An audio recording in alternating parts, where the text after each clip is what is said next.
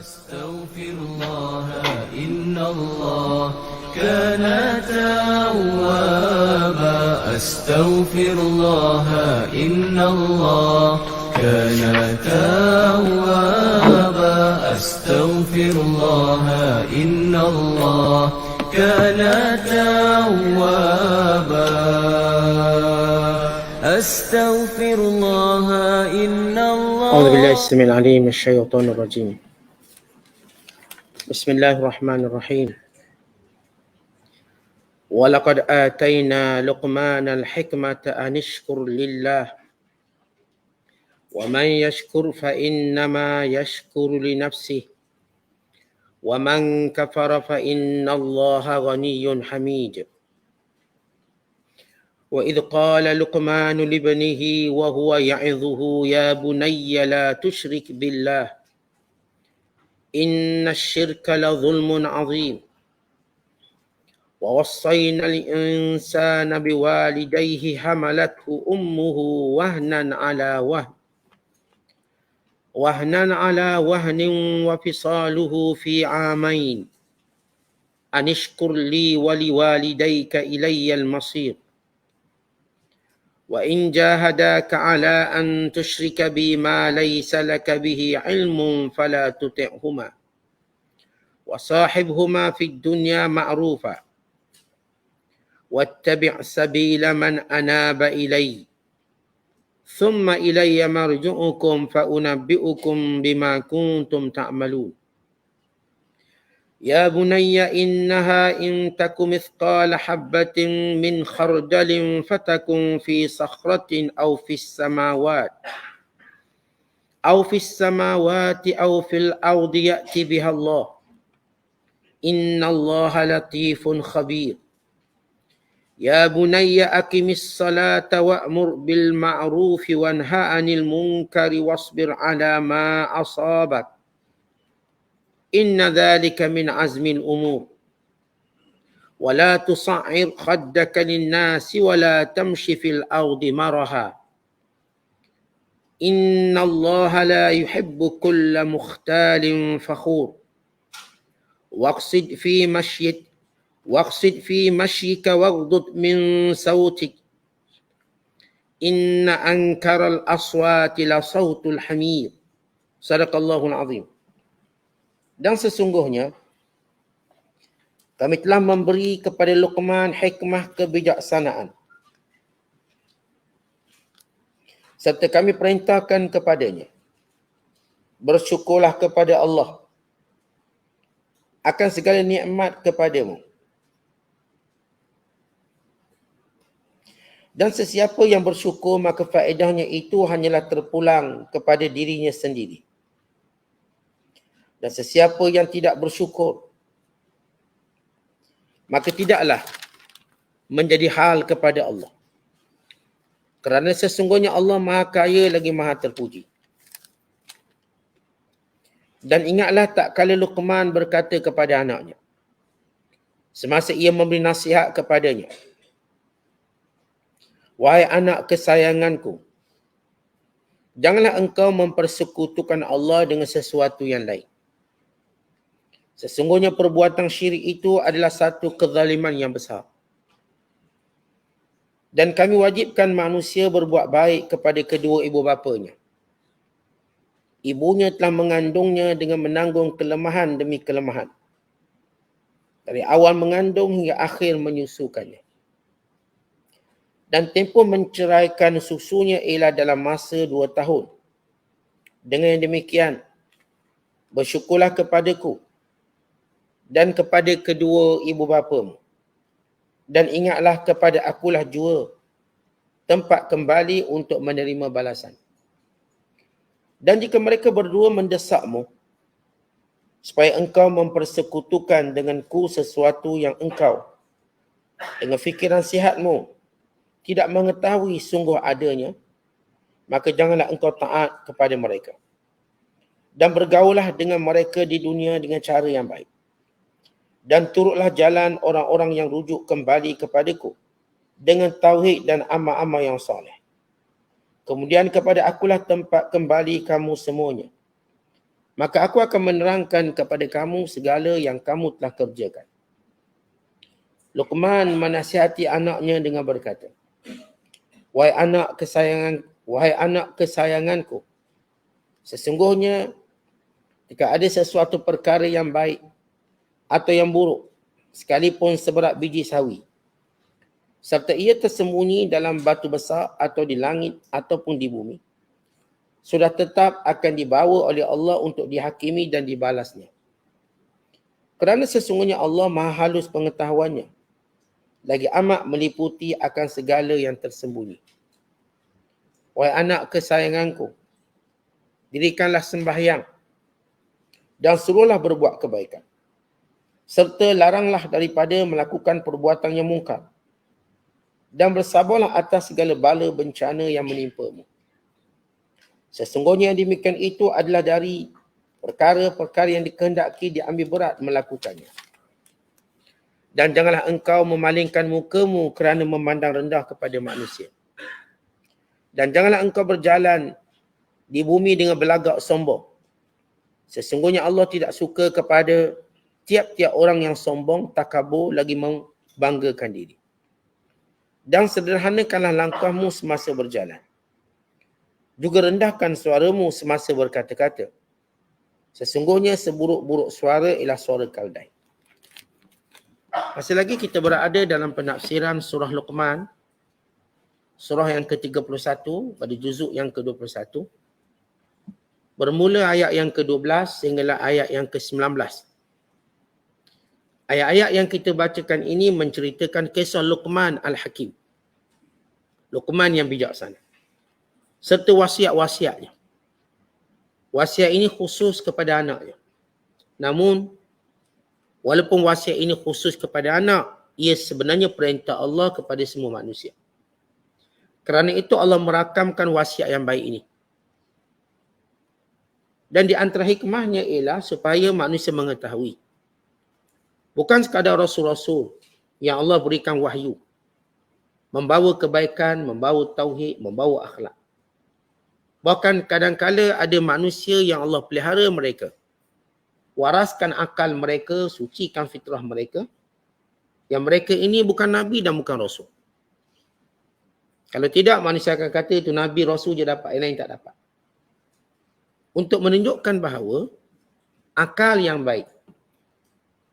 Untuk menunjukkan kepada manusia bila sifatnya baik, maka dia akan nampak akan perintah Allah ini dengan jelas. Kalau sebelum ini kita menceritakan watak orang kafir yang degil. Kerana mereka tidak mau mendengar Al-Quran. Bahkan mereka ini cuba menghalang supaya dia perdengarkan Quran dengan menjadikan nyanyian-nyanyian, filem-filem sebagaimana kita sebut semalam. Bahkan mereka bersifat sombong. Tak nak baca Quran. Sehingga mereka tidak mendapat gambaran sebenar tentang Islam. Melainkan daripada mulut-mulut jahat musuh Islam. Mereka tak baca Islam daripada sumbernya. Daripada penulisnya. Daripada orang yang ahlinya. Tapi mereka baca daripada sumber-sumber yang prejudis dengan Islam. Yang dengki dengan Islam. Mengakibatkan mereka tidak mendapat kebenaran yang sebenar. Maka Allah cerita tentang Luqman. Kita tahu bila kita sebut tentang Luqman, yang setengah ulama memandai dengan perkataan Luqman. Kerana Allah sebut Luqman. Tapi setengah ulama nasab, ini ulama keturunan, menyebut bahawa keturunannya sebagaimana kita terangkan sebelum ini dalam mukaddimah kita, ia daripada keturunan Nabi Allah Ayyub AS. Ataupun daripada keturunan saudara perempuan kepada Nabi Ayub. Maknanya daripada silsilah keturunan Nabi Allah Yusuf, Nabi Allah Yaqub atau Nabi Bani Israel. Jadi daripada silsilah. Dia bukan Nabi tapi keturunan. Dan setengah ulama nasab menyatakan Luqman ini adalah Luqman bin Ba'ura. Daripada, bukan sekadar setakat setengah ulama nasab meletakkan nasabnya pada Nabi Allah Yaqub. Setengahnya pergi kepada lebih jauh. Iaitu daripada nasab keturunan Azar. Maka Luqman, yang sepakat ulama, dia adalah seorang wali Allah. Bukan Nabi, bukan Rasul. Yang tinggal di bumi Sudan. yang dikenali satu kabilah atau satu bangsa namanya Nubi. Nubi atau Naubah yang bangsa kulit hitam. Yang terkenal dengan bibir besar, rambut kerinting ala Maggie.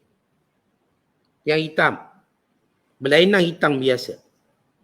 Namun Allah Ta'ala nak beritahu, di sebalik secara fizikalnya, tidaklah menawan, tapi kebijaksanaan yang menjadi ukuran.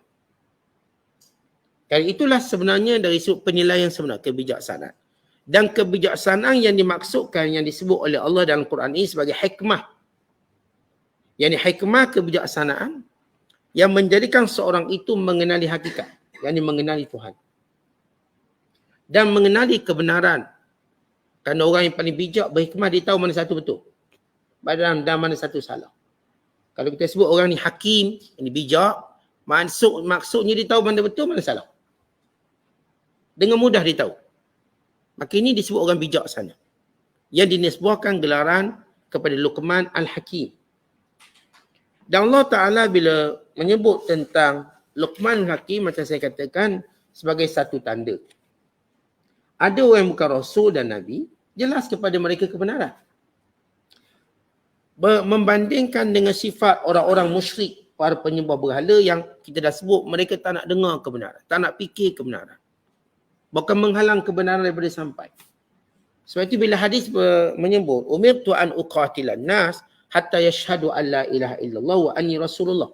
Aku diperintahkan memerangi manusia sehinggalah mereka menyaksikan tidak ada Tuhan melainkan Allah dan aku ini pesuruh Allah. Baik, setengah orang yang tak faham hadis ini berkata Islam disebarkan dengan mata pedang. Buktinya Nabi kata, aku diperintahkan memerangi manusia. Baik, kalau kita mengaji bahasa Arab, perkataan daripada qatala, wazan di qatala, yuqatilu, muqatala. Memerangi. Memerangi ini berlaku bila ada satu serangan, maka nak balas balik. Dia panggil uqatil. Dia berbeza dengan perkataan qatala yaqtulu. Kalau Nabi kata, umirtu an aqtulan nas, aku diperintahkan untuk bunuh manusia, maka itu maksud paksaan. Tetapi bila Rasulullah kata, umirtu an uqatilan nas, dia atas wazan qatala, yuqatilu, muqatala. Bila muqatalah dalam wazan sarah maksudnya, bila musuh tu datang untuk menyerang, maka Islam akan pertahankan. Kita dalam menyampaikan kebenaran, kalau ada orang sekat, maka perang. Sebab itu kita lihat dari sudut sejarah. Bila Sayyidina Uthman menghantar delegasi dakwah ke China. Di bawah ketuanya ialah Sa'ad bin Hamzah. Ada yang kata Sa'ad bin Abi Waqqas. Namun tahqiq mengatakan Sa'ad bin Abi Waqqas tak pernah ke China. Bahkan beliau mati dan ditanam di perkuburan batu. Bukannya di Guangzhou. Kalau orang ke China, dia pergi ke Guangzhou, inilah kubur Sa'ad bin Abi Waqqas. Kita baca banyak kitab sirah. Tak ada seorang pun ahli sirah mengatakan Sa'ad bin Abi Waqqas dikebumikan di China. Bahkan mereka kata yang dimaksudkan di situ ialah Sa'ad bin Hamzah. Uthman bin Affan hantar Sa'ad bin Hamzah. Sebab China menerima Islam pada zaman Uthman. Hantar dan Maharaja China tidak menyekat. Bahkan memberikan hadiah sebidang tanah yang dinamakan perkampungan Islam. Tapi kalau baca sejarah yang tulis orang kafir, dinamakan perkampungan Arab. Kan mereka cuba elakkan perkataan Islam. Mereka akan sebut tentang Arab. Perang Arab, penyebaran Arab. Kedatangan bangsa Arab. Mereka tak akan sebut Islam. Kerana mereka lebih menyebut tentang benda ni bersifat bangsa, bukan agama. Kita kena beza penulisan sejarah Islam dengan penulisan sejarah Islam oleh orang kafir. Mereka pasti guna Arab, perang Arab. Kita tak sebut perang Arab, perang Islam. Maka Sa'ad bin Abi Hamzah waktu dia jumpa Maharaja China, dan Maharaja China tak sekat. Maka tidak berlaku perang antara Islam dan China, tak berlaku. Lalu berdakwah sehingga masyarakat Cina waktu itu tak pandai berniaga. Lalu mereka belajar daripada pedagang-pedagang Islam cara berniaga. Akhirnya mereka mula menjadi peniaga. Kita kalau baca sejarah, Cina ni bukannya bangsa berniaga. Dia belajar daripada orang Islam berniaga. Ini diperakui oleh pakar-pakar sejarah Cina. Sebab mereka ialah jenis bangsa pertanian dan juga tentera. Niaga bukan benda penting. Bukan dalam hierarki sosial itu paling penting. Maka mereka belajar daripada orang Islam. Bagaimana cara berniaga dan bagaimana cara belayar. Kerana orang Islam sudah menjadi pakar-pakar pelayar waktu itu. Cina belum belayar mana-mana. Bukan orang Cina yang datang ke Melaka ialah Cina Muslim. Sebagaimana India yang datang ke Melaka ialah India Muslim. Dan mereka sama-sama membantu Sultan Mahmud dengan membekalkan senjata untuk melawan Portugis kerana ancaman Salibiyah Kristianisasi. Mereka ni pedagang, tapi baca sejarah, kita sebut pedagang Cina, pedagang India. Kita pernah nampak Buddha belakang, Hindu. Tak, dia Islam. Kerana Islam masuk dulu ke Cina dan juga India. Bukan masuk tanah Melayu dulu. Sebab itu dalam versi sejarah dia mengatakan Islam tersebar daripada pendakwa daripada India. Kerana sebahagian satu kawasan namanya Malabar bermazhab Syafi'i. Kerana itu orang Malaysia mazhab Syafi'i. Di sana ada satu universiti khas dalam mazhab Syafi'i di Malabar. Kawasan di India. Bermazhab Syafi'i. India Selatan. Ada mengatakan daripada China. Tapi China ni dia mazhab Hanafi. Dia bukan mazhab Syafi'i. Sebab betul ke Islam datang dan pengaruh mazhab Syafi'i kesan daripada pendakwah yang datang. Ini kita lihat dari sudut bagaimana kalau keadilan atau kebenaran tak boleh disampaikan baru perang. Cina tak berperang. Sebab Mahajir Cina tak halang, sila dakwah, kami tak kisah. Dan Islam bukan datang nak rebut kuasa. Buktinya bila Islam datang ke Melaka, bukan orang Arab tu atau orang Islam tu jadi raja. Sultan Iskandar tu lah raja. Bila Sultan Melaka memeluk Islam, Parameswara, lalu dia menukar namanya kepada Sultan Iskandar. Ini pada versi yang ditahqiqkan oleh para ulama sejarah. Ada yang menyatakan Parameswara lain, Sultan Iskandar lain. Tapi ia seorang yang sama. Dia tengok pedagang Islam, maka dia pun memeluk Islam. Maka tak berlaku juga perang di tanah Melayu. Sebab tidak ada sekatan daripada raja. Bukan raja memeluk Islam dan disebarkan Islam. Ini sejarah Islam. Supaya kita faham. Bahawa Nabi SAW menyampaikan Islam. Kebenaran. Supaya kebenaran ini sampai. Jadi orang musyrik Mekah ataupun orang kafir, sikap mereka menghalang kebenaran itu sampai.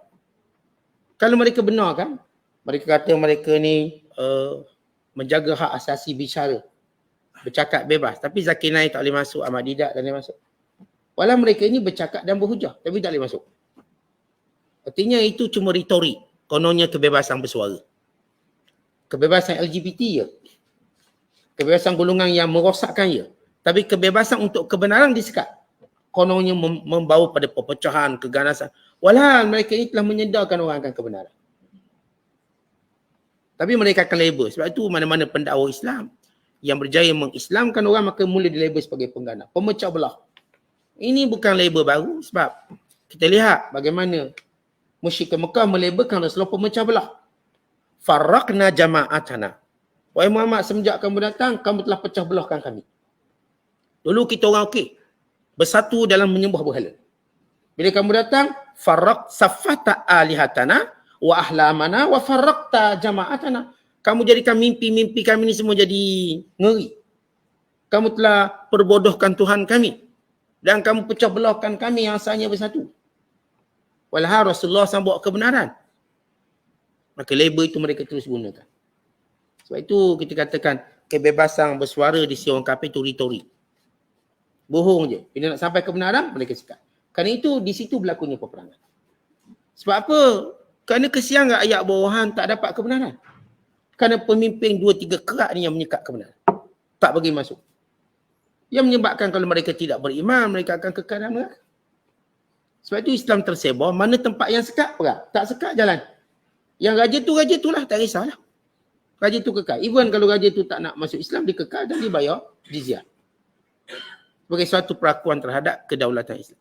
Itu dari sudut bagaimana Islam berkembang. Supaya kita faham maksud uqatil. Kembali kepada Luqman. Yang Allah Ta'ala pilih dia untuk membawa suara kebenaran. Kerana dia menggunakan akalnya yang baik. Kerana dia mencari kebenaran, maka Allah beri dia. Kata Allah, وَلَقَدْ آتَيْنَا لُقْمَانَ الْحِكْمَةِ أَنِشْكُرْ لِلَّهِ. Sesungguhnya, kami telah memberikan kepada Luqman itu akan hikmah. Apa maksud hikmah? Kata ulama, at-taufiq ilal amal bil ilmi wal fahmi. Iaitu Allah berikan dia taufik untuk beramal dengan ilmu dan kepahaman. Luqman Al-Hakim dia ada ilmu dan dipaham ilmu lalu dia beramal. Maka orang ni dianggap mendapat hikmah. Siapa yang didapat ilmu kemudian dia faham, kemudian dia beramal, dia telah mendapat hikmah. Ini disebut dalam ayat yang lain, yu'til hikmata man yasha' wa man yu'tal hikmata faqad utiya khairan katsira wa ma yazakkaru illa ulul albab. Allah berikan hikmah pada siapa yang Allah kehendaki. Dan siapa yang diberikan hikmah, dia mendapat kebaikan yang banyak. Maka seorang ulama punya hikmah di sini ialah dia ni dipermudahkan untuk tahu sesuatu, dia faham dan dia beramal. Dalam hadis Nabi kata apa? Man yuridillahu bihi khairan yufaqihu fid din. Siapa yang Allah nak berikan kebaikan padanya, dia beri faham agama. Faham di sini ialah dia beramal.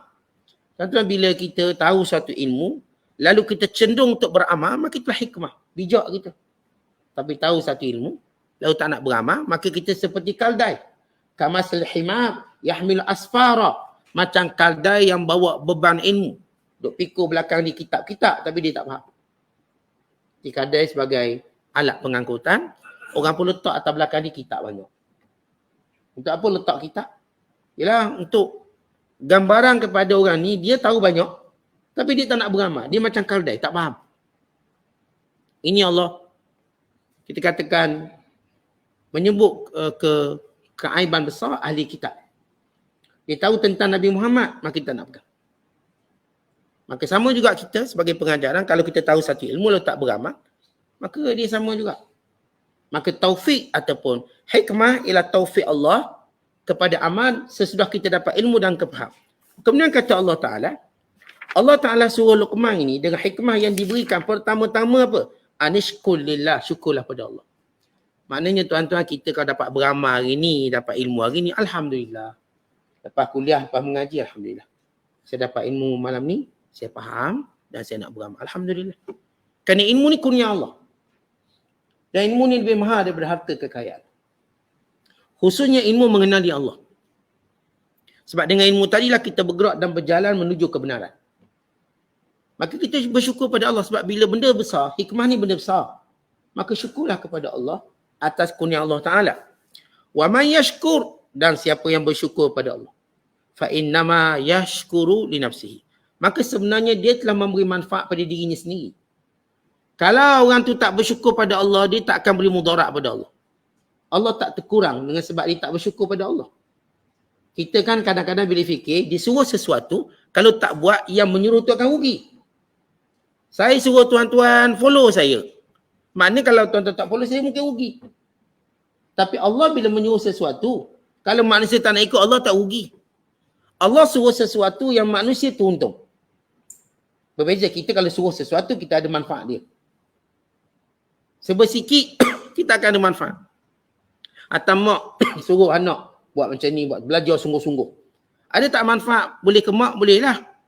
Dan anak berjaya, dia pun bagi sikit ke mak dia. Ada manfaat. Itu kita suruh sangat. Allah bila menyuruh, Allah tak ada manfaat. Dan Allah tak dapat mudarat apa pun. Sebab itu Allah sebut, wa man yashkur, kalau kamu bersyukur, kalau dia bersyukur, fa innama, bahawasanya yashkuru li nafsi. Dia bersyukur untuk dirinya. Yang ni dia beri manfaat untuk dirinya sendiri. Dia akan menjadikan nikmat tu kekal sebab dia syukur. Dia akan jadikan dia tak sombong sebab dia syukur.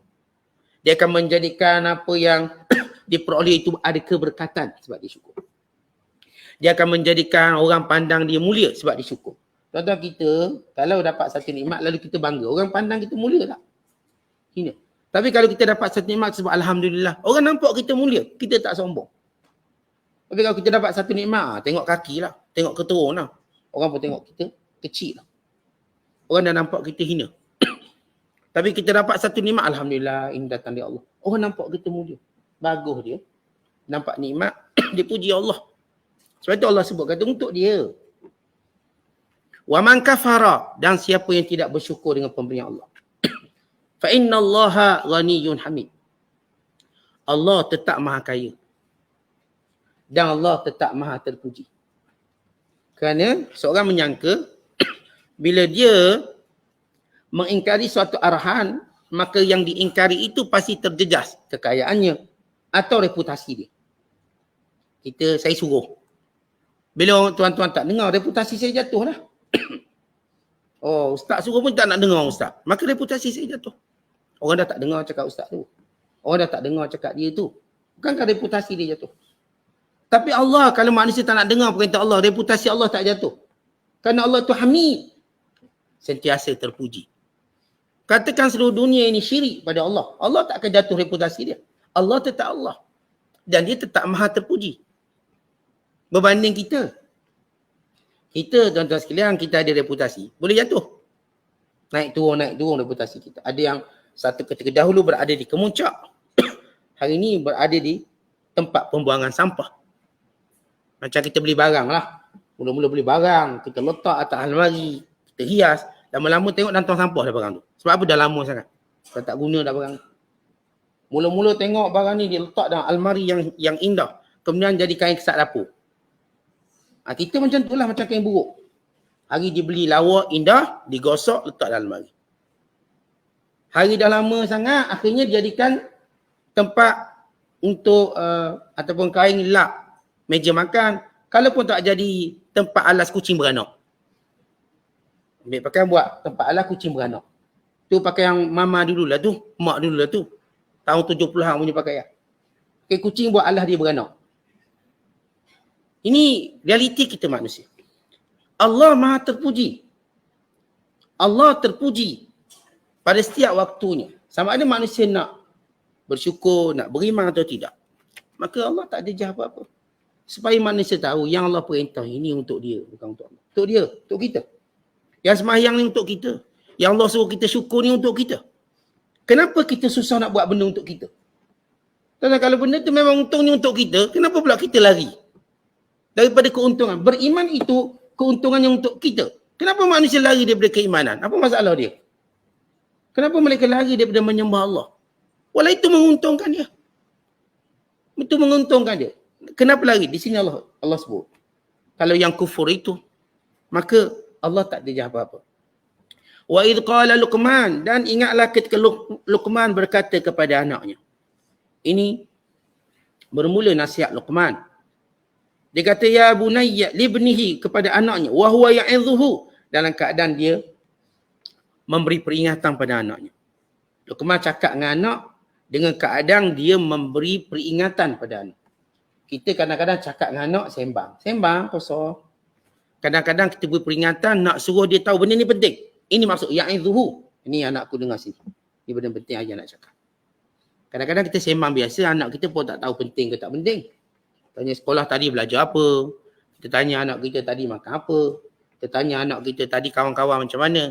Kita bukan sedang beri tazkirah, kita just tanya. Tapi ini Allah sebut Luqman kata ke anak dia wa huwa ya'idhuhu, dalam keadaan dia menekankan nasihat tu. Kita tuan-tuan nak pesan ke anak ni, abang dengar ni. Mak nak cakap satu.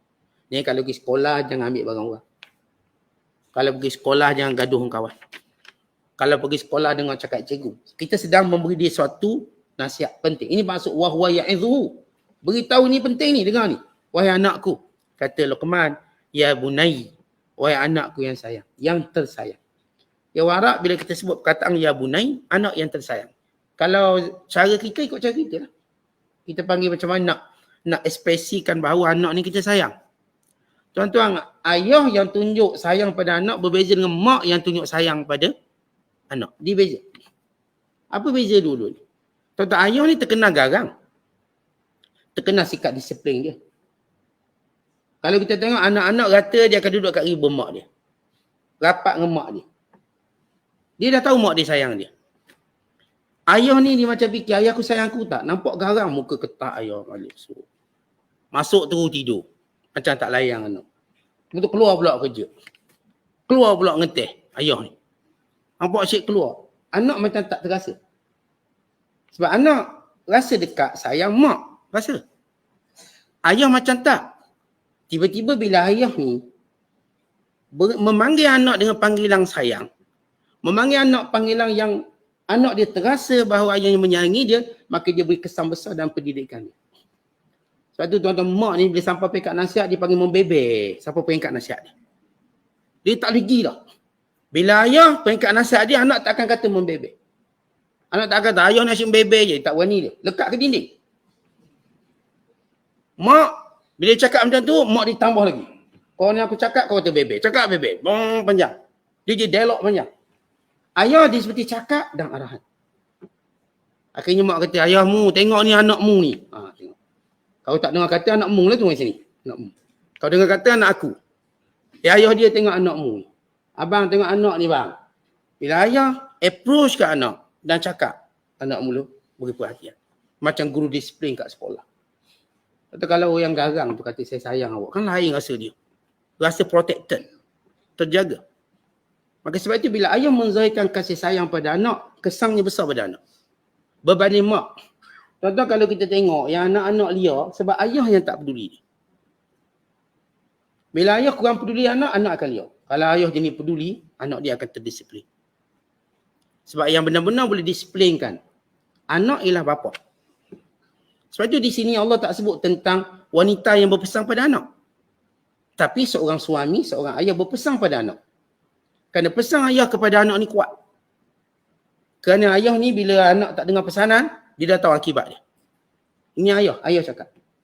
Sebab tu kita mak atau ni kaum ibu akan kata, nanti aku beritahu bapak kau. Tu bapak kau. Tak ada pula bapak cakap, aku cakap ke mak kau. Tak ada. Itu kalau jenis lelaki sotong pun tak cakap benda tu. Sementara lelaki jenis kantong kol, keras. Tak mungkin lelaki nak aku cakap ke mak kau. Tak, kita ayah. Mak dia akan selalu cakap, nanti ayah balik, beritahu ke ayah. Abah balik, beritahu ke abah. Nanti telefon ke abah kau. Tak ada pula ayah kata, aku telefon mak kau kan. Tak ada. Mak bukan benda untuk diugut, anak-anak tak takut ugut mak. Sebab itu di sini kita lihat dalam Quran, bagaimana kuatnya nasihat ayah kepada anak supaya ayah-ayah semua perasan benda ni. Kita kena perasan dengan perubahan anak kita, sikap anak kita. Kita sentiasa kena nasihatkan dia sesuatu yang penting. Maka supaya dia tahu ni nasihat ayah. Sebab nasihat ayah saya dah kata kuat, dia kuat. Dan dia lebih kuat bila ayah menzahirkan nasihat tadi dengan kasih sayang. Ya, ayah biasa dia suka tunjuk bengkeng. Semua ayah kalau boleh nak tunjuk muka Genghis Khan, Kublai Khan. Yang agak-agak garang-garang lah. Biar anak tengok pun terkencing dan semua. Itu tak bagus untuk pendidikan. Esok trauma dia. Ayah walaupun nampak dia sebagai satu, kita kata yang garang, nampak tegas. Bila ditunjuk kasih sayang, dia jadi hebat pendidikan untuk anak. Dia amat berkesan. Sebab itu Allah sebut tentang lelaki yang nasihat anak. Patutnya ceritalah tentang isteri Luqman. Isteri dia yang banyak dengan anak dia. Isteri dia. Dan berkatalah isteri Luqman pada anaknya. Pak Luqman pergi makan ngeteh kedai mamak. Luqman tak ada. Mak dia ada. Tak, Allah sebut terus Luqman. Bapa. Supaya saya katakan dalam pendidikan, kalau bapa abaikan nasihat pada anak, anak ni akan nakal.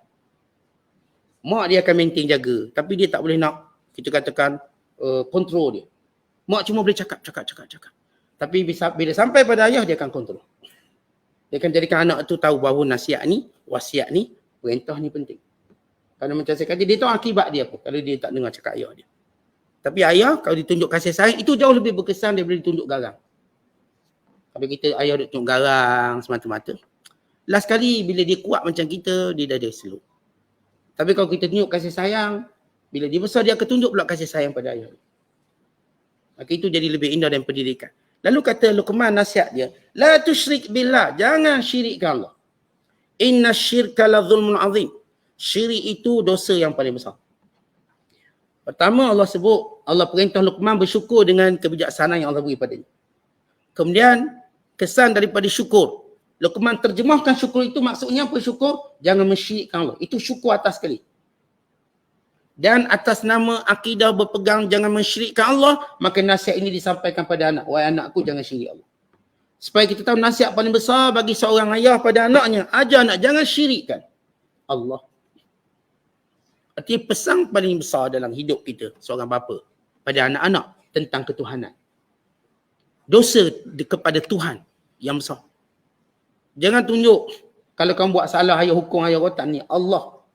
Jangan pernah buat salah dengan Allah. Dengan maksud jangan mensyirikkan Allah. Ini dosa yang tidak terampun. Dan syirik itu adalah dosa kezaliman yang besar. Maksud kezaliman yang besar, yakni akibat yang menimpanya besar. Kerana bila besar jenayahnya, besar hukumannya. Kita boleh tengok undang-undang, ada undang-undang jenayah dia panggil. Kita ada undang-undang sivil. Kita ada undang-undang jenayah. Lagi besar dia punya kanun keseksaan dia, maknanya hukumannya lebih keras. Ni kanun 302 maknanya mati.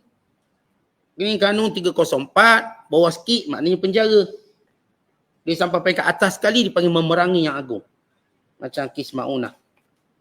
Memerangi agung ni kira undang-undang terbesar sekali kat Malaysia. Maksudnya kesalahan jenayah paling besar. Memerangi agung nama dia. Apa hukuman dia? Mandatory.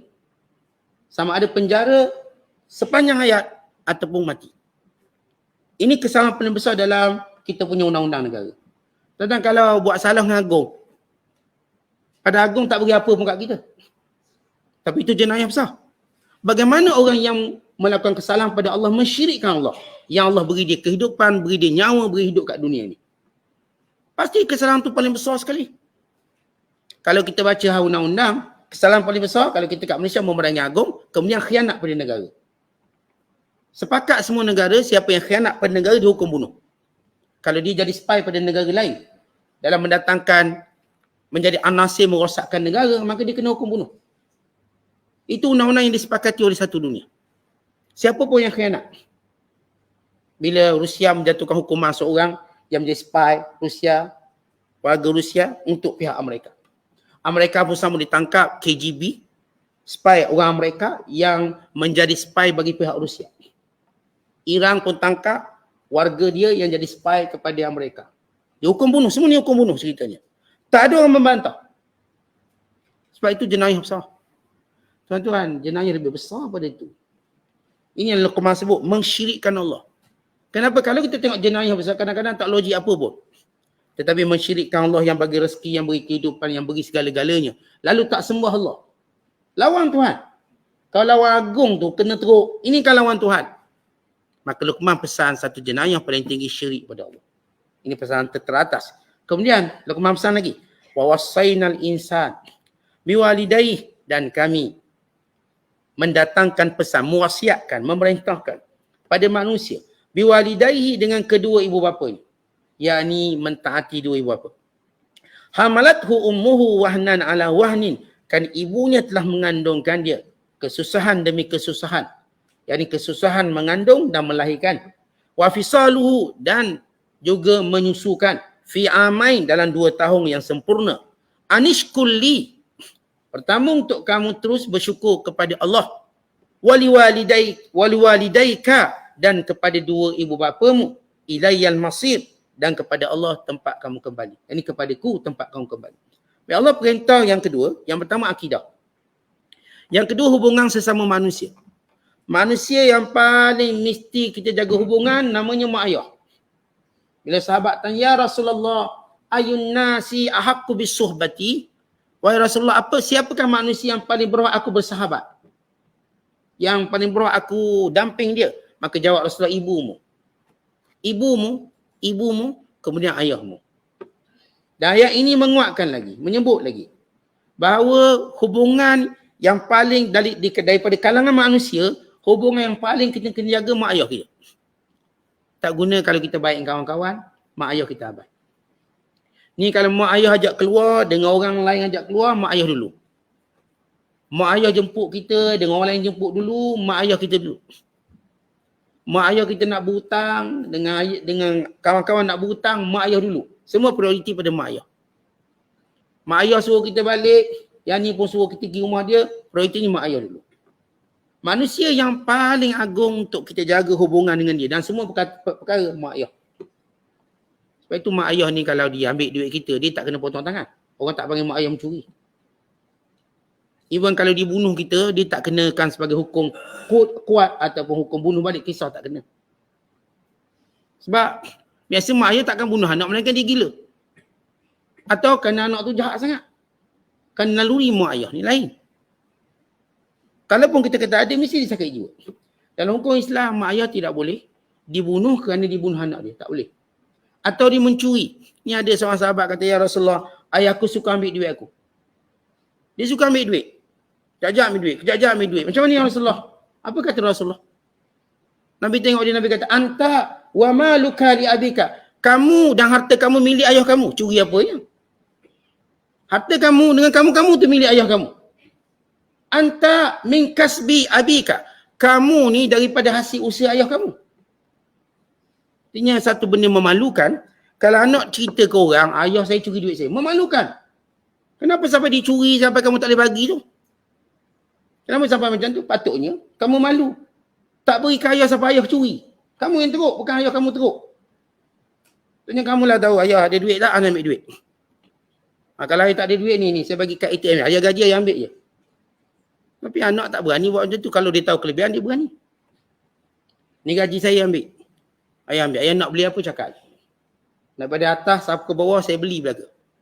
Ayah cakap, ayah nak kahwin lagi, saya carikan. Mak nak kahwin lagi, kita cari mak ni. Nak mak baru.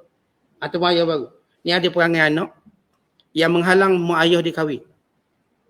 Sebab dia takut mak tiri. Ni mak dia, janda. Mak dia nak kahwin, jangan kahwin. Kita kalau mak kahwin, kita tak nak balik rumah. Ini derhaka punya anak. Seorang anak tak boleh halang mak dia kahwin. Dan ayah dia kahwin. Kalau dia tahu perasaan mak ayah dia pasti tahu tak apa mak, kita tolong cari. Ayah nak kahwin, kita tolong cari ayah. Kita cari orang Arab ayah 18 tahun. Ni baru tu anak. Ni tak boleh ayah yang kahwin. Kalau ayah kahwin, kita orang semua tak nak balik. Kita tak reda ada mak lain. Dia punya bengat ayat dia. Tak reda ada mak lain apa kaitannya? Dia nak. Itu naluri. Kalau dia pula, aku tak rela ada anak lain masuk rumah aku. Maksudnya tak bagi kita kahwin pula. Macam mana kita? Waktu kita nak kahwin tak boleh. Aku tak benarkan ada orang asing lain masuk. Kau kena duduk dengan aku sampai mati. Kalau dia cakap macam tu, macam mana? Itu di antara kesalahan anak. Yang pertama saya sebut, membiarkan ayah sampai ayah terpaksa ambil curi duit dia, yang disebut curi tadi. Yang salahnya anak lah teruk. Yang kedua, yang disebut oleh para ulama, menghalang ibu dan ayah kahwin. Atas alasan tak sanggup ada ayah baru. Tidur atas katil mak dulu. Dia macam dia emosi dia lain sikit. Lepas tu dia pun balik KL. Tinggal ayah dia sebulan. Klik-klik tak ada. Kalau dia duduk dengan ayah dia tak apa juga. Tinggal ayah dia seorang. Takkan ayah nak cakap dengan jin. Dia tinggal mak dia klik-klik seorang. Ni cerita kalau mak ayah nak kahwin. Kalau dia tak nak kahwin, suka dia lah. Kita cerita kalau dia nak kahwin, anak-anak jangan ugut. Mak kalau kahwin, ayah kalau kahwin, kita tak nak balik. Kita sayang ayah je. Kita tak terima ayah baru. Sampai dia lupa bahawa naluri manusia. Dia ugut dengan ugutan. Ini disebut dalam beberapa kesalahan anak. Supaya kita sedar ni antara salah anak. Kalau saya tahu, mak saya ni, ayah saya kahwin ni, perempuan tu nak ambil kesempatan. Macam mana? Boleh tak saya halang? Saya nampak macam dia ni macam gold digger. Macam ni pisau cukur. Saya takut nanti habis tanah-tanah, dapat ke dia sekian. Ni kita prejudis. Kalau macam tu, carilah perempuan lain. Yang awak rasa aman. Ayah kita rasa perempuan ni macam tak elok je. Ni perempuan ni jadi main kolam banyak je. Tak nak. Kejap kolam ikan, kejap kolam khinzi. Tak nak. Kita nak cari perempuan yang lebih baik. Carilah. Dia masalahnya anak-anak dia tak bagi alternatif. Dia halang, kemudian dia stop. Ayah pun tengah kat rumah. Mak pun dah tak tahu nak buat apa.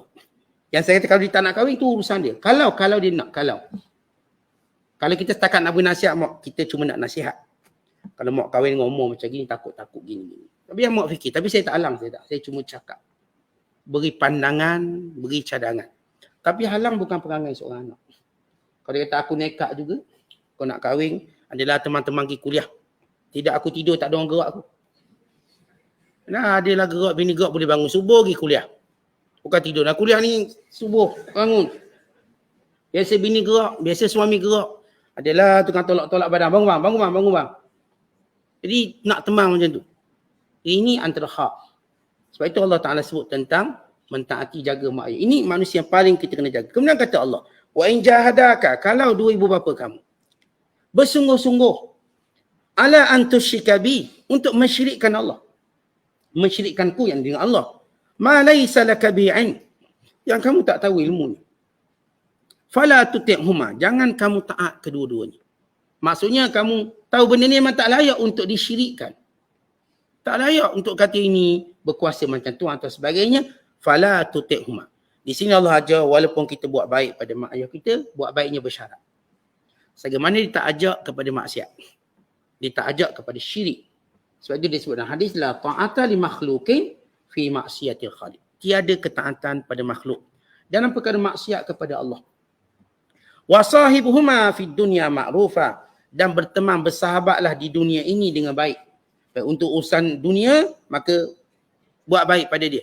Ini berkenaan dengan Asma radhiyallahu ta'ala anha bila ibunya masih musyrikah Dan dia bertanya kepada Nabi SAW, apakah aku boleh menghubungkan ibuku? Nabi kata, na'am, ya. Dan juga berkait dengan Ummu Habibah, bila mana mak dia datang, juga untuk berhubung dengannya, maka dia kata, apakah aku boleh hubung dengan ibuku? Sebab bila mak dia duduk atas hamparan Rasulullah, dia pun tarik. Ni tempat Rasulullah duduk, tak boleh duduk. Dia tak suka mak dia waktu tu masih syirik. Bila datang ke rumah dia di Madinah, Ummu Habibah, dia pun duduk atas tempat yang biasa Nabi duduk sallallahu alaihi wasallam. Maka Ramlah pun tarik. Jangan duduk sini. Ini tempat Rasulullah. Kamu kafir, tak duduk sini. Maka waktu ditanya, boleh sebab tuan-tuan sejarahnya, kerana orang Islam ni kena tindas teruk pada orang kafir. Teruk sangat. Maka ketika itu orang, bila kita pernah bermuamalah orang dengan kejam dia buat kat kita, maka sikit sebanyak respon kita agak kasar. Tanpa waktu dia menzalimi orang Islam, tanpa kena anak ke mak, tak ada, dia buat teruk. Ini Mus'ab bin Umair yang dera dia mak di sini. Pak saudara di sini, Uthman bin Affan yang ikat dia pak saudara dia. Yang belasah dia. Maknanya keluarga dekat. Itu menjadikan mereka melihat bahawa kerana kekufuran mungkin kami tak ada silaturahim. Tapi Rasulullah menenangkan keadaan. Walaupun ikut kebencian, penindasannya. Tapi ada orang ada hak yang banyak. Hak tinggi sampai kita tak boleh berdendam dengan dia. Walau dia jahat. Antaranya mak ayah. Kan ada setengah orang kata, Ustaz, saya tak nak baik dengan mak ayah. Mak saya dulu dia pernah nak gugurkan saya. Waktu mengandung dia nak gugurkan saya. Jadi saya tak nak hormat mak saya. Dia pun waktu beranak dia beri saya ke orang lain. Tapi walaupun macam tu sekalipun, maka mak tetap besar dia punya hak dia untuk dijaga. Melainkan kalau dia menyuruh pada syirik. Sebab itu kata Allah, wasahibhuma fid dunya ma'rufah. Semua ulama kata ayat ini turun kepada Sa'ad bin Abi Waqqas. Ibunya yang bernama Hamnah. Yang berkata, wahai Sa'ad, aku tak nak makan, aku tak nak minum, aku tak nak berteduh sampai kamu kufur dengan mak. Lalu Sa'ad bin Abi Waqqas menjawab, wahai ibu, kalau ibu ada 100 nyawa, kalau nyawa ni keluar satu persatu, aku tak akan dengar cakap ibu. Supaya aku tinggalkan agama ini. Takkan. Kalau mak nak makan, makanlah. Mak nak minum, minumlah. Terpulang pada mak. Akhirnya mak dia pun dah give up. Mak dia lapar makan, berteduh. Tapi dalam masa sama Allah perintahkan supaya kawan dengan mak dengan baik. Untuk urusan dunia. Hatta kalau dia mati, boleh tak pergi iring jenazah dia waktu dia mati? Boleh. Kalau seorang tu mak dia bukan Islam. Tak kira agama apa. Lalu diiring jenazah mak dia di pengkebumian. Boleh atau tidak? Boleh. Dia haruskan. Dengan syarat dia tidak terlibat dengan apa-apa upacara agama. Walaupun kat kubur tu mungkin dia orang buat upacara agama lah. Kalau Kristian baca Bible-nya, kalau Sami dia bunyi locengnya, dia boleh berada di situ tapi dia tidak terlibat. Dia masuk kalau Tok Sami kata pegang loceng ni kejap, tolong goyang-goyang sikit. Mungkin anak dia. Atau dalam agama Hindu, kalau anak sulung, dia akan bakar mayat ayah dia. Ini dia akan bakar. Dalam budaya Hindu. Maka dia tak bolehlah bakar mayat ayah dia. Sebab itu bertentangan dengan Islam. Maka dia boleh hadir. Tapi kalau nak, dia tengok upacara tu tak apa. Dia terlibat tak boleh. Tengok, kerana terpaksa tengok, kerana ini keluarga dia. Dan perkara yang sama setengah ulama seperti Hasan al-Basri, mengizinkan kalau jiran kafir mati lalu diiringi sampai ke kubur. Tapi syarat disepakati, tidak terlibat dengan upacara agama. Atau kadang-kadang ada sahabat-sahabat bukan Islam kita mati. Kita nak ke kubur dia, boleh tak boleh? Harus. Tapi dengan syarat tidak terlibat dengan upacara agama. Kita tengok upacara agama tak ada masalah tapi terlibat. Maksudnya kalau dia minta kita pegang alat-alat agama dia, pegang benda-benda yang menjadi upacara tadi, maka itu yang dilarang. Benda yang sama kalau Ustaz, saya pergi pernikahan orang kafir ni Ustaz. Orang kafir menikah, kita pergi tengok. Atau sebab dia saudara kita, atau sebab dia ni jiran kita, boleh tak boleh? Harus. Dengan syarat kita tak terlibat dengan perkara kufur, tak terlibat. Dan tak terlibat dengan maksiat dalam tu. Kalau cara dia buat tu dengan ada araknya, sekian-sekian, tu tak boleh. Kalau setakat dia buat makan-makan, ni orang kafir buat jamuan. Kahwin, kita sepejabat, dia pun panggil makan. Dan kita tahu makanan halal, dia dah siap ni untuk kawan dia Muslim, dia pun beli air kotak, dia pun beli ni soto station punya makanan, dia beli sekian-sekian, itu tak apa. Dia ada kadang-kadang orang-orang yang bukan Islam, dia elok buat makanan tu. Tapi kita boleh hadir, tapi upacara agama tak boleh terlibat. Kalau benda-benda bersifat budaya bukan agama, okeylah. Jadi ni kita kena tahu dari sudut hubungan kita dengan saudara mara yang tidak seagama. Boleh untuk ke kubur, mandi kahwin atau sebagainya. Wattabi' sabila man anaba ilai. Ikutlah jalan orang yang kembali kepadaku. Yang orang sentiasa bertaat kepada Allah. Thumma ilayya marji'ukum. Kemudian kepadaku kamu semua akan dikembalikan. Fa unabbi'ukum. Dan akan kuberitahu kepada kamu bima kuntum ta'malun, dengan apa yang telah kamu lakukan. Ya bunai, wahai anak yang tersayang, in takum mithqala habbatin min khardalin, kalau sekiranya ada satu biji benih yang kecil yang tersorok di dalam batu, au fis samawat, atau di langit, au fil ard, atau di bumi, ya'ti biha Allah, Allah akan mendatanginya. Maksudnya ialah apa pun berlaku kebaikan yang kamu buat, kamu sorok macam mana, kamu sembunyi macam mana, Allah akan zahirkan pada hari kiamat kelak. Setengah ulama seperti Imam Qurtubi mengatakan, di mana pun kamu berada, Allah akan datangkan rezeki kamu. Kalaupun kamu mungkin tertutup berada dalam batu atau berada dalam tanah tenggelam, macam orang kena runtuhan, Allah tetap mendatangkan rezeki kamu. Itu kita dengar ada mangsa runtuhan, dia hidup seminggu, 2 minggu, even bulan. Datang rezeki dia. Ada air sikit, ada sekian-sekian. Macam kita baca kisah ni tentera Hamas yang terperangkap selama 21 hari. Masih hidup. Satu keajaiban mereka cerita.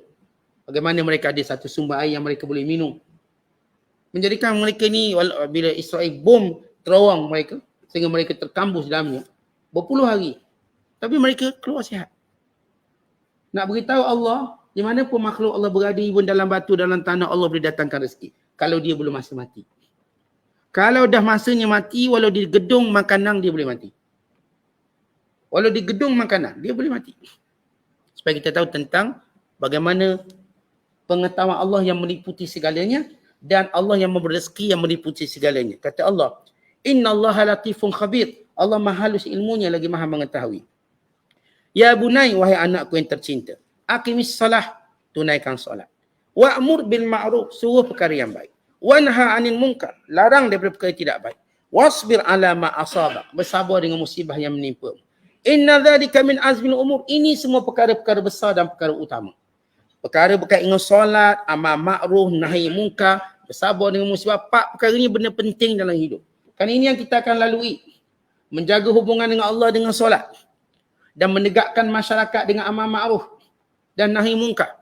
Kerana kalau kita tak tegakkan amal ma'ruf nahi munkar, dia akan terkena pada kita. Dan bersabar dengan apa yang berlaku sekeliling kita. Ini adalah suatu kiwam, kekuatan kepada seorang manusia. Manusia nak kuat, jaga solat. Dia nak kuat, dia mesti menjadi penyeru ke arah kebaikan. Dia mesti menjadi pencegah pada kemungkaran. Dan dia mesti sabar. Maka ini orang-orang yang kuat. Ini pesan Luqman. Dan Luqman kata lagi, wala tusa'ir khaddaka linnas, jangan sombong dengan manusia. Maksud jangan berpaling daripada manusia. Jadi kalau manusia nak bercakap, tak nak dengar. Jangan sombong. Beri hak Nabi SAW.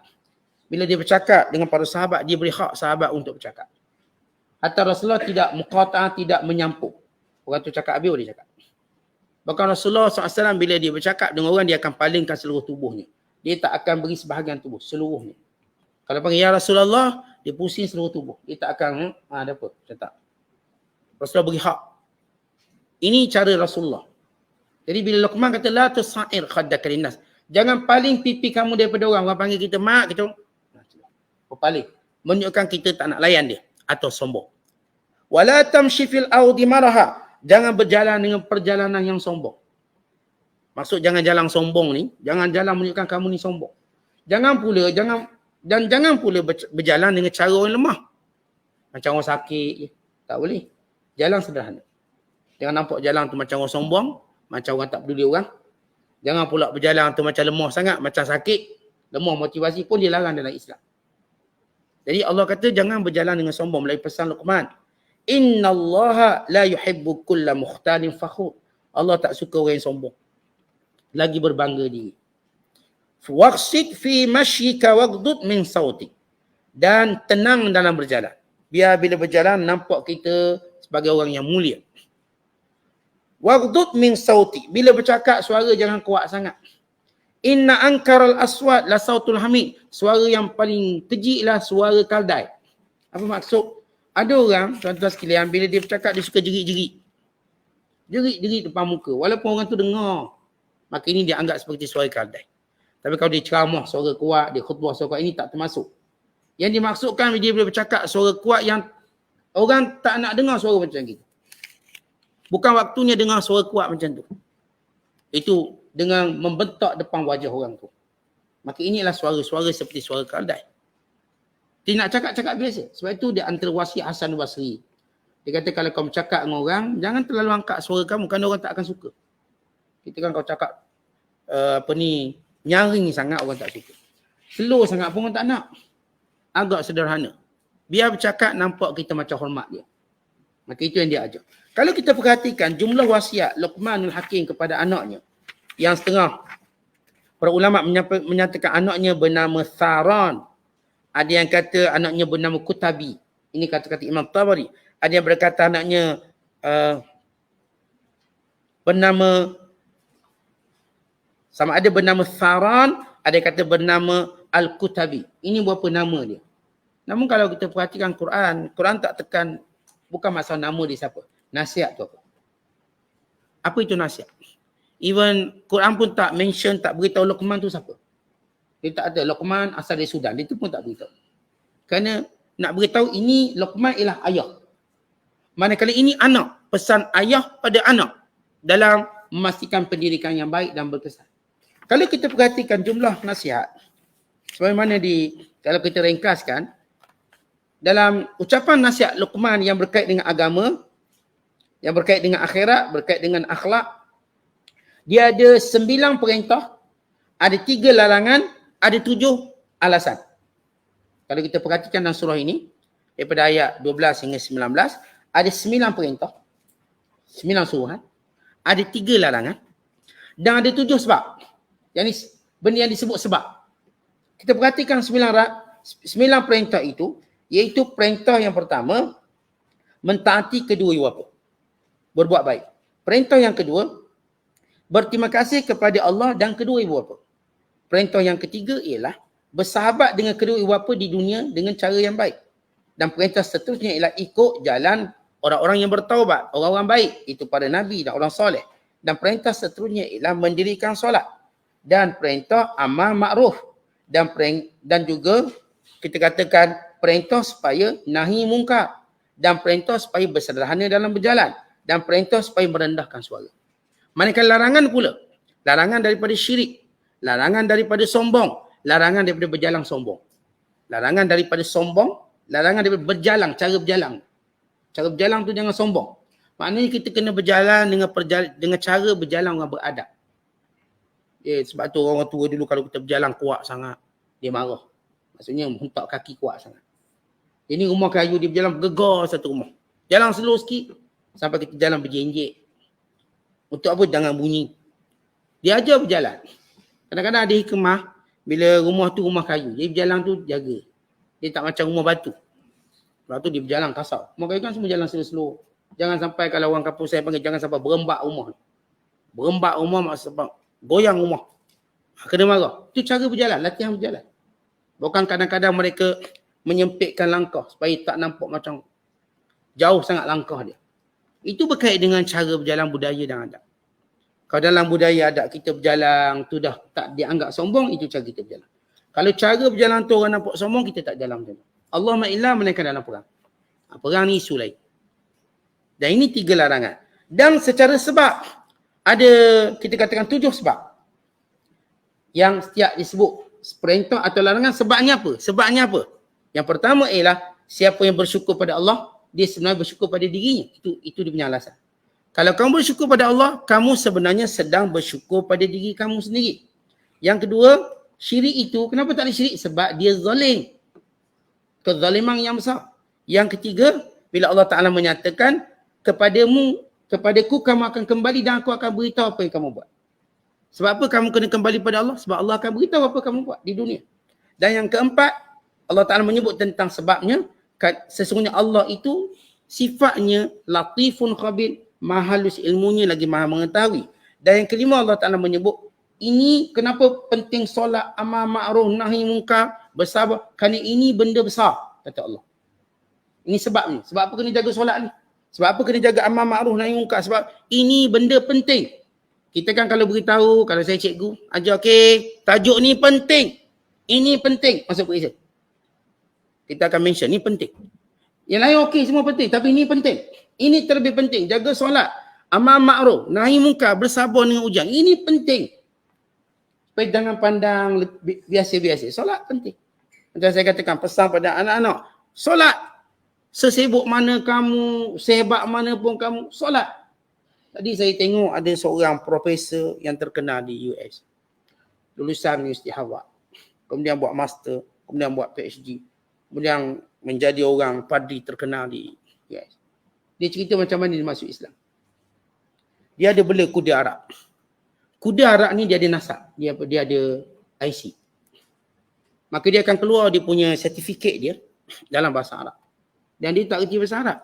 Dia pun minta tolong seorang yang tahu bahasa Arab. Dan kebetulan orang tu Muslim. Maka orang ni datang, tolong terjemahkan daripada Arabic kepada English. Kemudian dia kata, boleh tak saya nak semayang? Boleh tak saya nak masuk awak punya restroom, saya nak ambil wuduk, saya nak semayang? Kata boleh. Boleh tak saya nak ambil surat khabar jadi pelapik, nak sujud? Dia kata boleh. Maka orang ni pun tengok dia semayang. Dia kata masa saya punya bachelor saya di Universiti Harvard dalam bidang teologi, comparative religion, saya baca semua tentang Islam. Waktu tu saya cuma belajar untuk saya dapat CJ. Tidak lebih pada itu. Tapi ketika mana saya tengok orang ni sembahyang, saya tergerak kembali untuk mengetahui apa itu Islam. Sampai macam tu dia jaga sembahyang dia. Walaupun duduk rumah orang kafir, dia boleh tak saya nak sembahyang. Macam tu dia jaga. Maka kerana itu dia pun balik semula ke perpustakaan dia, baca semula tentang Islam. Dia kata dulu saya belajar tentang Islam untuk dapat grade yang baik. Tak lebih pada itu. Sehingga saya cemerlang di Universiti Harvard. Kali ini saya belajar kerana saya nak tahu. Yang tersebab dia masuk Islam. Kerana tengok orang solat. Dan kita pun baca sejarah Melaka. Ini sejarah Melaka ni yang datang peniaga. Dia solat lalu sultan kebetulan tengok ada orang solat. Pelik. Dan dipanggil ke istana dan menyebabkan dia masuk Islam. Ini solat penting. Solat bukan, dengan solat dia jadi satu wasilah dakwah. Sebab tu anak-anak kita duduk di mana-mana, solatlah dekat airport ke dalam kapal terbang ke. InsyaAllah orang akan beri ruang benda tu. Jangan bimbang. Kadang-kadang dia akan tengok, dia pun tertanya solat yang paling ataupun ibadat ini menjadikan tasawulat, persoalan pada dia untuk mengetahui Islam dengan lebih lanjut. Ini saya cerita kisah seorang padri besar yang meninggalkan gereja hanya kerana tengok orang solat. Walau selama ni dia dah belajar. Tapi dia tengok seorang yang begitu iltizam dengan solat. Dalam kesibukan kerja dia. Ini bayangkan, ini bahagian dia pakar kuda mengislamkan seorang padri terbesar. Dia bukan tunggu penceramah besar. Supaya kita tahu peranan solat. Ni kalau pekerja kita jaga solat. Kita kat hospital, kita kat sekarang semua jaga solat. Dia akan memberikan satu ruh dakwah yang kuat. Sebab itu solat ni benda besar yang disebut oleh Luqman di sini. Kemudian yang keenam, Allah tak suka. Kenapa tak boleh jalan sombong? Sebab Allah tak suka. Itu sebab dia. Bila Allah tak suka, maka jangan buat benda yang Allah tak suka. Yang ketujuh, bila Allah kata, kenapa jangan cakap kuat-kuat? Kerana dia persis suara kardai yang mengengek kuat sehingga menyakitkan orang. Tuan-tuan suara ni, tuan-tuan pergi zoo, cuba dengar suara kardai. Suara tu suara yang paling tak sedap sekali. Suara kardai. Kita kan kalau suara tak sedap, kita panggil suara katak. Katak suara dia sedap. Sebab itu hujan turun. Bahkan katak kalau dia bersuara, dia berzikir. Tapi kardai kalau dia bersuara, tanda dia melihat setan. Ini disebut dalam hadis Nabi SAW bahawa bila kita mendengar bunyi kardai ini, kita berlindung kepada Allah Ta'ala kerana kardai itu melihat syaitan. Kardai, anjing ini binatang yang dapat melihat setan. Kalau ayam dilihat malaikat. Kalau kardai waktu dia berbunyi merengek, dia panggil nahikul hamir, berarti dia sedang melihat syaitan. Maka keluar suara buruk dia. Sebab itu kita ni dilarang mengeluarkan suara-suara yang tak baik. Yang tak enak orang dengar. Dengan cara kita jerit depan muka atau sebagainya, itu bukan cara orang Islam cakap. Wallahu bissawab. Assalamualaikum.